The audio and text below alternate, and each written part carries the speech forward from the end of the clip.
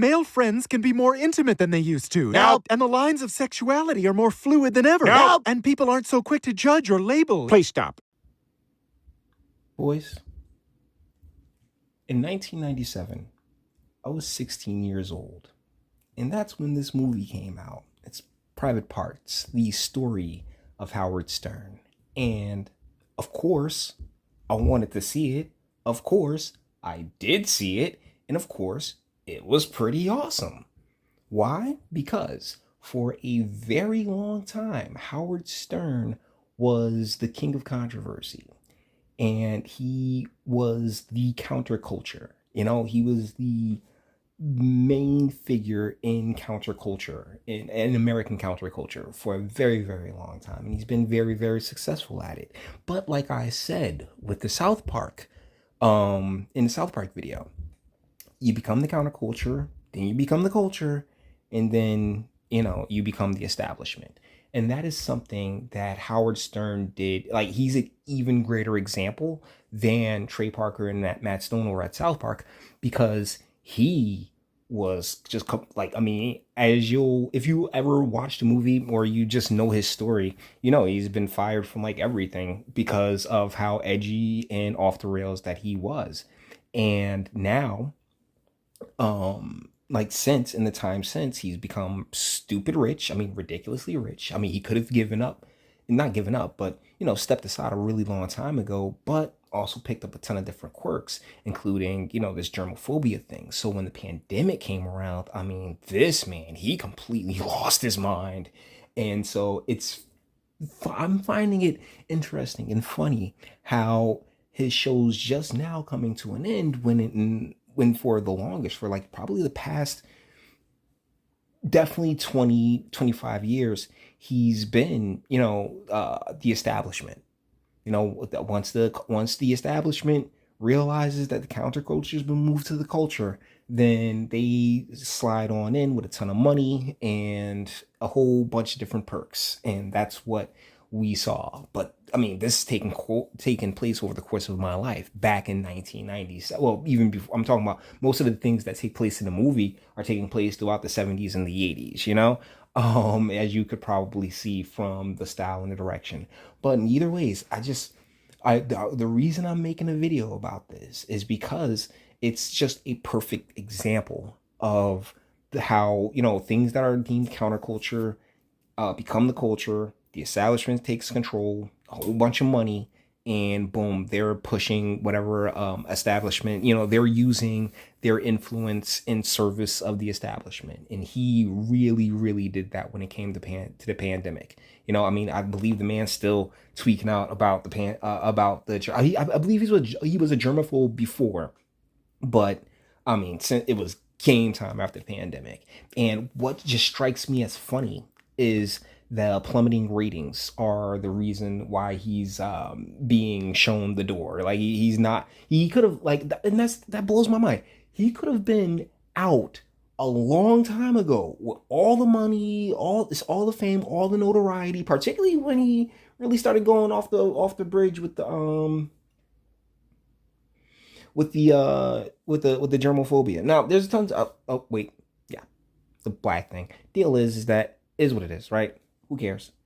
Everybody that you like back in the day. You know what? Actually, this gives me a perfect opportunity to bring up the whole Hulk Hogan thing. Like, everybody's like, "Oh my goodness, Hulk Hogan was racist." Guys, this is America. Up until about 1985, you know, I mean, the racism was just really off to the races, man. I mean, we've really like drawn back since then, but I believe we've gotten to a point of overcorrection.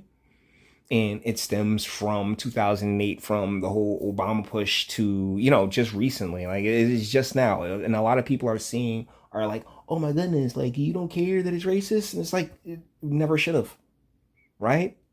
Never should have. Never should have been letting the N-word and what other people say get under your skin. I'll never understand that about the world, about life. But back to Howard Stern. I just wanted to make sure that I addressed the racism thing. Yeah, I find it really interesting and hilarious that the people it just now took this for the ratings to truly crater to a point of being tossed away. being asked to leave, being shown the door, given his walking papers because of everything that I just stated.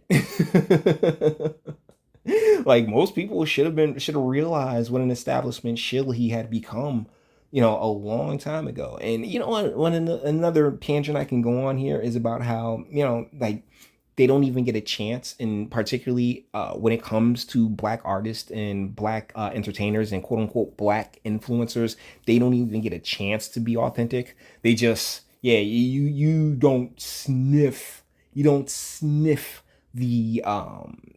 fame and fortune that comes along with the pedigree of being one of their chosen ones, unless you have already been completely violated. You know what I'm saying? You don't get to be authentic for even really a half a second. You're whatever persona they give you, and you go on out there and you push whatever narrative or whatever image that it is that they want you to it's not project, but like want you to imprint onto the world, right?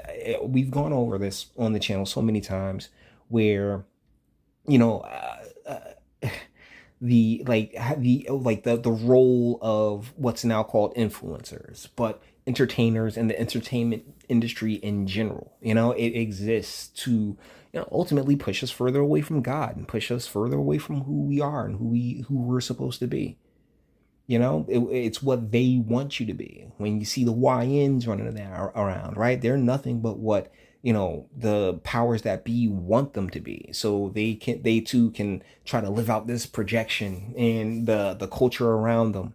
In the last video that I did, I talked about the single mother, right?